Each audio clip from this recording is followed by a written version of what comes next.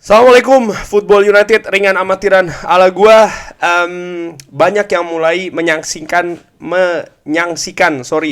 seorang Bruno Fernandes apakah di tangan Ralf Rangnick akan mendapatkan tempat atau tidak, karena bagaimana Ralf Rangnick ini memiliki sistem formasi yang berbeda dari pelatih sebelumnya, Ole Gunnar Solskjaer. Ole Gunnar Solskjaer ini adalah pelatih yang mendatangkan Bruno Fernandes ke Manchester United di musim dingin pada saat itu untuk melengkapi sebuah kepingan yang hilang di formasi 4-2-3-1, yaitu adalah sosok pemain attacking midfielder di belakang penyerang utama.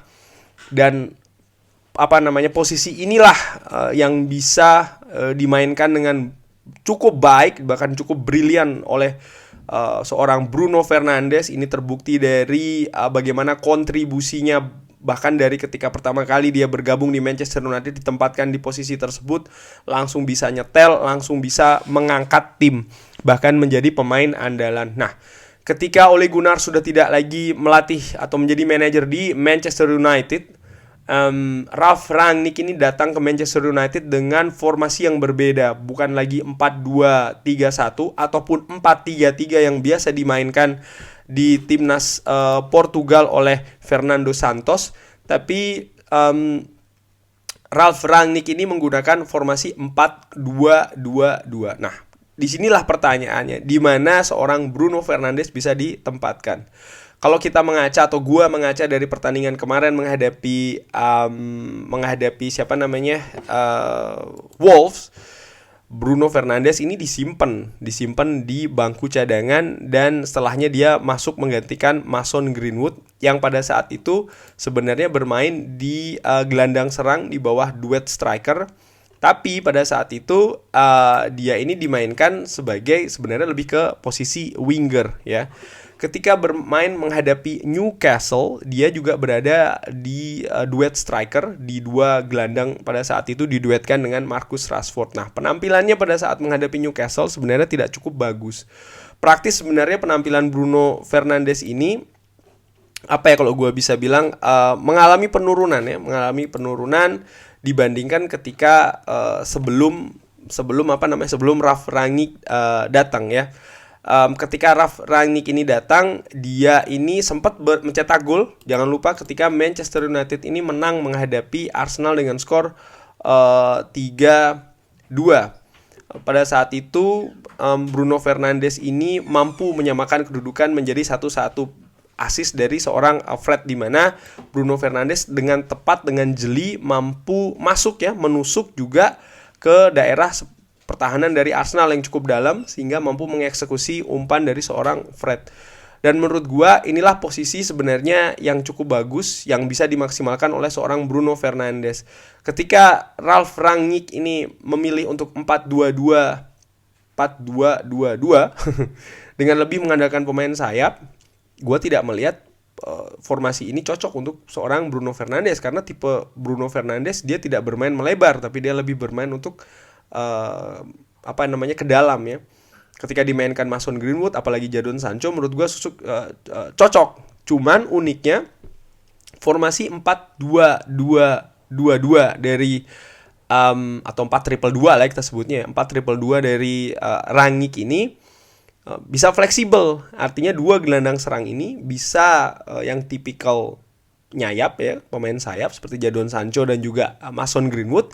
Bisa juga pemain tipe tengah nih, macam seperti Bruno Fernandes, yang uniknya selama ini biasanya ditandemkan dengan pemain yang tipe sayap nih. Jadi dia yang agak ke tengah ya kan, sementara pemain sayapnya yang agak lebih melebar. Contoh ketika menghadapi Newcastle, yaitu adalah seorang Marcus Rashford. Nah, dari situlah gua melihat simple sih, apakah dia akan tersingkir dari tim ya kan di tangan Ralf Rangnick.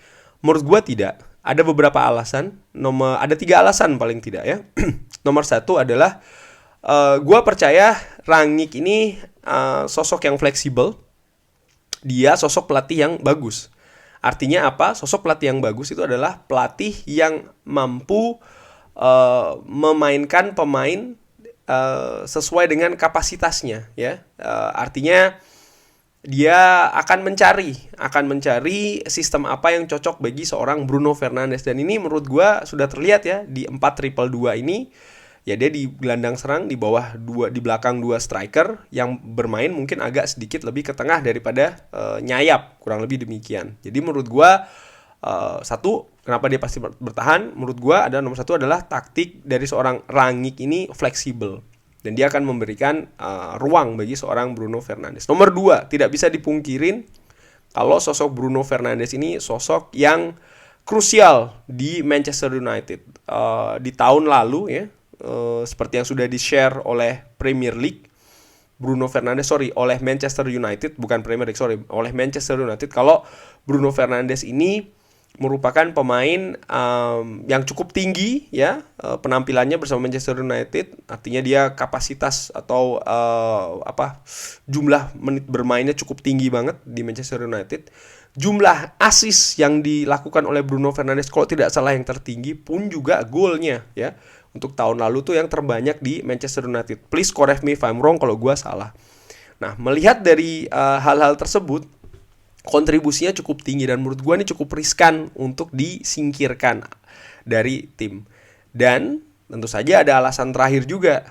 Ketiga, apa itu? Bagaimana aura seorang Bruno Fernandes di tim Manchester United. Artinya di luar lapangan atau bahkan di atas lapangan, dan juga lebih penting yaitu adalah di dressing room.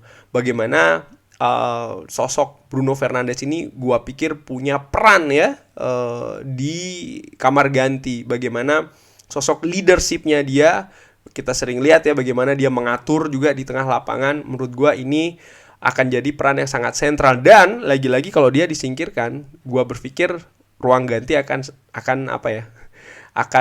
bergemuruh, artinya akan goyah bahkan ya, karena tentu saja pemain-pemain dengan tipe demikian ini kalau seandainya disingkirkan dengan cara yang tidak bagus, menurut gue dressing room akan runtuh.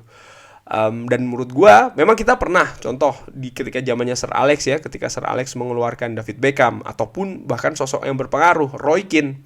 Tapi jangan lupa pada saat itu Sir Alex Ferguson ini sudah menunjukkan bahwa dialah yang memiliki dressing room. Artinya ketika dressing room ada konflik atau polemik, dia masih lebih bisa memegang sebagai sosok yang dipegang, bukan sosok-sosok lain. Nah, semenjak kepergian dari Sir Alex Ferguson, artinya tidak lagi melatih di Manchester United, sosok ini belum ada di dressing room. Baik itu David Moyes, bahkan seorang Louis van Gaal, bahkan juga seorang Jose Mourinho.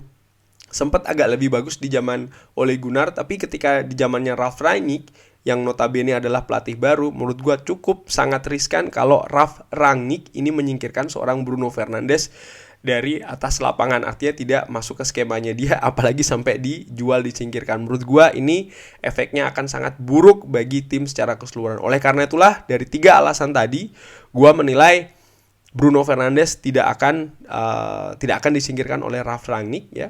Menurut gue akan berusaha untuk dicarikan ya sekali lagi ya ruang atau ya paling tidak bagaimana supaya Bruno ini bisa masuk ke sistem Ralf Rangnick. Dan jangan lupa Bruno Fernandes ini adalah pemain yang bagus ya. Dia punya teknik yang cukup tinggi, dan ini dibuktikan peran dia di Portugal itu formasi yang dimainkan beda dengan Manchester United. Walaupun kontribusinya tidak sebesar ketika dia bermain di Manchester United, tapi tetap dia menjadi sosok yang menjadi salah satu elemen atau punggawa, walaupun tidak selalu tampil sebagai starter, artinya masuk di 11 pemain utama ya di timnas Portugal, tapi kemampuan Bruno Fernandes ini hampir selalu dipakai oleh Fernando Santos. Dan menurut gua ya artinya membuktikan memang dia seorang pemain dengan kapasitas yang cukup bagus. Oleh karena itulah lagi-lagi gua ulangi, gua berpikir Bruno Fernandes akan tetap menjadi sosok sentral di Manchester United. Kalau teman-teman ada pendapat lain, bisa langsung drop di kolom komen. Nanti kita bisa diskusi. Kalau diskusi yang lebih lanjut, bisa langsung ke Twitter gua ya, di Gusti_Neg NEG. Jangan lupa like, subscribe, and sholat. Wassalamualaikum warahmatullahi wabarakatuh.